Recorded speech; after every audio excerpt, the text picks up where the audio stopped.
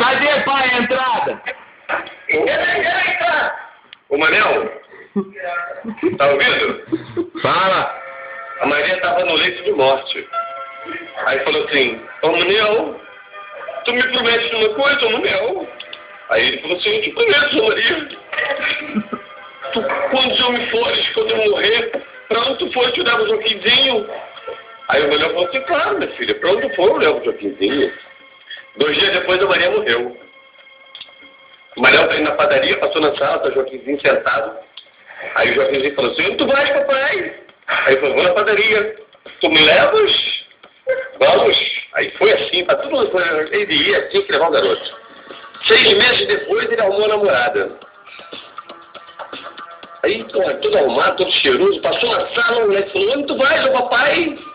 Aí ele lembrou e falou, puta vida, vou dar o cure. Não demoras. Não, boa.